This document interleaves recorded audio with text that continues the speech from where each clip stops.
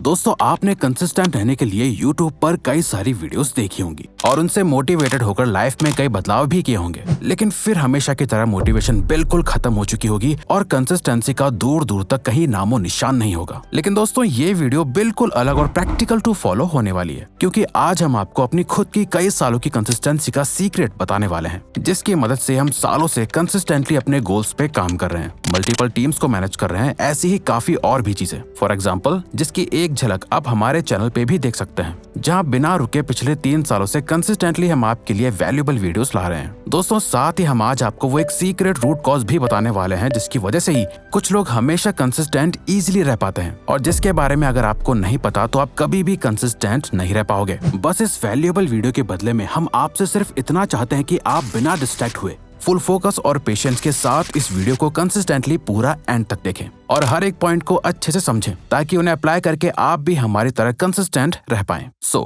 First, you have to prepare your mind and body for consistency. दोस्तों, सबसे बड़ी problem यह है कि हम में से अधिकतर लोग अपने माइंड एंड बॉडी को कंट्रोल करने से पहले सीधा अपने एक्शंस और बिहेवियर को बदलने का ट्राई करने लग जाते हैं, जिससे हम कंसिस्टेंट रहने में फेल हो जाते हैं, क्योंकि आपका माइंड एक लंबे समय के रेजिस्टेंस और पेन के लिए तैयार नहीं होता। आपके अपने इमोशंस और खुद पर स्ट्रॉन्ग सेल्फ कंट्रोल नहीं होता है, इसीलिए फिर आपके माइंड पे आपका मन हावी हो जाता है और आपका माइंड हार मान लेता है। और इसे ठीक करने के लिए आपको अपने आप को टाइम टू टाइम बस इन 3 रूल्स को याद दिलाना होगा, जिसे हम खुद पर्सनली फॉलो करते हैं। आप चाहे तो अपने रूम की दीवार पर, अपने फोन के वॉलपेपर पे या कहीं भी जिससे आपको ये 3 रूल्स याद आते रहे, वहाँ इन्हें लगा सकते हैं। फर्स्ट, अपने दिल की कम और अपने दिमाग की ज्यादा सुनो, क्योंकि वो आपका मन ही होता है जो बोलता है छोड़ना यार, बाद में कर लियो। लेकिन इसी वक्त आपके बैक ऑफ द माइंड, आपके दिमाग के किसी हिस्से से एक छोटी सी आवाज आ रही होती है, कर ले भाई, ये तेरे लिए जरूरी है, आगे चल के फायदे में रहेगा तू, जिस आवाज को आप इग्नोर कर देते हो।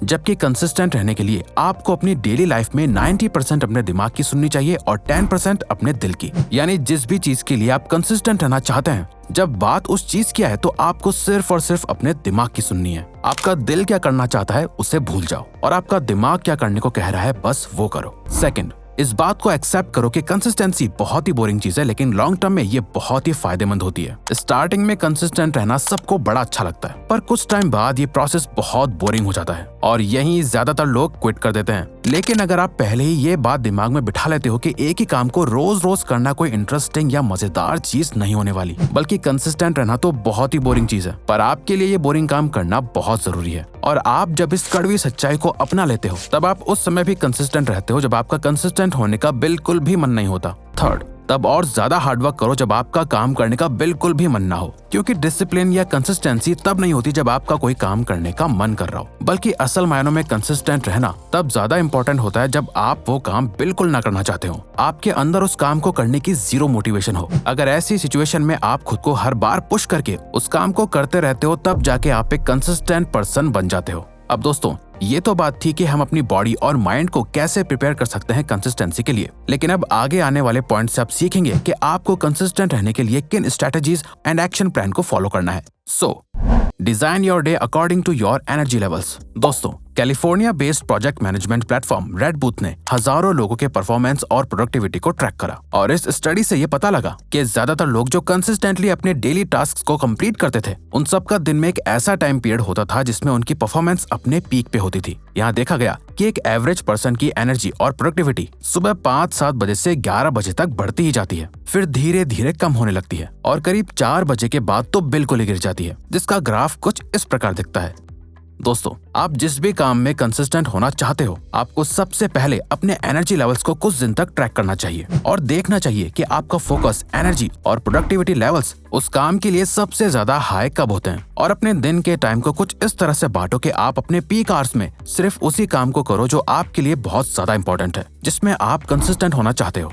यानी पीक परफॉर्मेंस के टाइम पर हाई इंटेंसिटी वाले टास्क, और जैसे जैसे एनर्जी डाउन होती जाती है उस टाइम वो काम जो आपके लिए कम इंपॉर्टेंट है या जिनमें आपका फोकस और एनर्जी कम लगती है। यानी आपको अपने टाइम के अकॉर्डिंग नहीं, बल्कि अपने एनर्जी लेवल के अकॉर्डिंग अपने डे को डिजाइन और शेड्यूल करना चाहिए। इवन दोस्तों हम खुद भी यही तरीका फॉलो करते हैं। जिन टास्क में ज्यादा फोकस, एनर्जी और ब्रेन पावर लगती है उससे हम बिना फालतू चीजों में अपनी एनर्जी वेस्ट किए सीधा अपने पीक आवर्स में सुबह सुबह कंप्लीट कर लेते हैं, जब कोई डिस्टरबेंस नहीं होती। और बाकी के काम जो हमारी कम एनर्जी या फोकस मांगते हैं, ऐसे काम हम दिन में या शाम को करते हैं, जिससे वो काम दिन की शुरुआत में ही कंप्लीट हो जाता है और बाकी के पूरे दिन फिर उसकी टेंशन नहीं रहती। लेकिन आपको ये देखना है कि आप कब ज्यादा प्रोडक्टिव होते हो और कब आपके एनर्जी लेवल सबसे ज्यादा हाई या लो रहते हैं। हो सकता है कि आप रात में ज्यादा अच्छे से फोकस कर पाते हो, तो रात में उस काम को करो जिसमें आप कंसिस्टेंट होना चाहते हो, क्योंकि अपने पीक आवर्स में कंसिस्टेंट रहना ज्यादा आसान होता है। Focus on less and specific.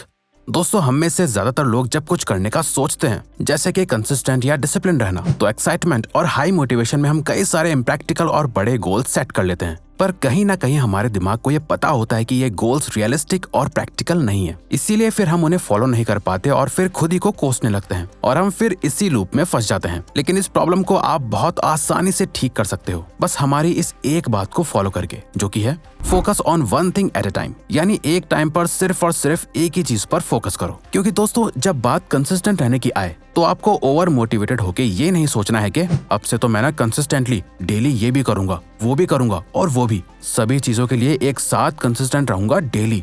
बल्कि आपको एक टाइम पर सिर्फ एक ही चीज पे कंसिस्टेंट रहने में फोकस करना चाहिए। जब तक जिस चीज के लिए आप कंसिस्टेंट रहना चाहते हो वो आपकी एक आदत ना बन जाए, आपको उस एक चीज के लिए लगातार 30 दिन तक कंसिस्टेंट रहना है। और जब वो आसान लगने लगे और आपकी आदत बन जाए, तब आपको उसके लिए कंसिस्टेंट रहते हुए उसके साथ दूसरी किसी चीज को ऐड करना है जिसके लिए आप कंसिस्टेंट रहना चाहते हो। यानी पहले सिर्फ एक चीज के लिए पूरी तरह कंसिस्टेंट बनना है और उसके बाद ही किसी और चीज के बारे में भी कंसिस्टेंट होने के लिए सोचना है। और साथ ही जिस चीज के लिए आपको कंसिस्टेंट रहना है उसके लिए दिन का एक स्पेसिफिक टाइम पीरियड डिसाइड करके रखो जिसमें आप उसे करेंगे। अब चाहे आप उस काम को 1 घंटा दो या 7 घंटे, ये आप अपने हिसाब से डिसाइड कर सकते हो। और यही आपका डीप वर्क सेशन कहलाएगा। इसमें आप सिर्फ वही एक चीज करोगे, उसके अलावा कुछ नहीं। Burning desire, the secret. दोस्तों फेमस साइकोलॉजिस्ट याक पानसेप ने अपनी एक रिसर्च में यह ऑब्जर्व करा कि चूहों के दिमाग में मोटिवेशन के सर्किट्स कब सबसे ज्यादा एक्टिव होते हैं। इस रिसर्च में जब चूहा भूखा होता है तो उस वक्त साइंटिस्ट उनकी पूंछ पर स्प्रिंग लगाकर ये मेजर कर सकते हैं कि चूहा उस फिक्स्ड स्प्रिंग को कितनी फोर्स के साथ खींचता है। जितनी ज्यादा फोर्स होगी उतनी ज्यादा उस चूहे के अंदर अपने गोल तक पहुंचने की मोटिवेशन होगी। लेकिन जब साइंटिस्ट एनवायरमेंट में बिल्ली की स्मेल फैला देते हैं तब चूहा डर जाता है और अपने एनवायरमेंट से जल्दी बाहर निकलना चाहता है। और यहाँ इंटरेस्टिंग बात यह है कि चूहा डरने के बाद और ज्यादा मोटिवेटेड फील करता है और उस स्प्रिंग को और भी ज्यादा तेजी से खींचने लगता है। हमने वीडियो की शुरुआत में कहा था कि हम आपको वो सीक्रेट रूट कॉज बताएंगे जिस वजह से ज्यादातर लोग कंसिस्टेंसी मेंटेन करने में फेल हो जाते हैं। और वो रूट कॉज है द बर्निंग डिजायर। किसी भी चीज को पाने की या किसी सिचुएशन से बाहर निकलने के लिए आपके सीने में आग होनी चाहिए कि आपको कुछ भी करके अपने गोल तक पहुंचना है। इसी सीने की आग को बर्निंग डिजायर कहा जाता है, जो आपसे वो सारा काम करवा देती है जिसे करने का आपका मन ना भी हो तब भी आप उससे करते हैं। और कंसिस्टेंट रहने का सबसे बड़ा सीक्रेट यही है। अगर आपके अंदर वो आग है जिससे आप अपनी करंट सिचुएशन को बदलना चाहते हो, लाइफ में कुछ अचीव करना चाहते हो, आपके पास सेट गोल्स हैं, तो आपको कंसिस्टेंट रहने में कोई प्रॉब्लम ही नहीं होगी। बल्कि आपको कोई टिप्स ना भी पता हो, आप अपने आप ही उस एक चीज के लिए कंसिस्टेंट रहोगे। और अगर आपके अंदर वो आग और बर्निंग डिजायर ही नहीं है तो आप दुनिया की कोई भी टिप या स्ट्रेटेजी फॉलो कर लो, आप कंसिस्टेंट होने में फेल ही होंगे। और अगर आपके अंदर वो बर्निंग डिजायर है तो हमने जो भी चीजें इस वीडियो में बताई हैं उसी से आप किसी भी चीज के लिए कंसिस्टेंट आसानी से हो सकते हैं। क्योंकि टू बी ऑनेस्ट हमारी खुद की कंसिस्टेंसी का मेन रीजन भी द बर्निंग डिजायर ही रहा है। तो अगर आपको ये वीडियो अच्छी लगी तो वीडियो को लाइक और चैनल को सब्सक्राइब करके हमें सपोर्ट करो और बेल नोटिफिकेशन ऑन कर लीजिएगा ताकि आप आने वाली वीडियोस मिस ना कर पाओ। Thank you for watching.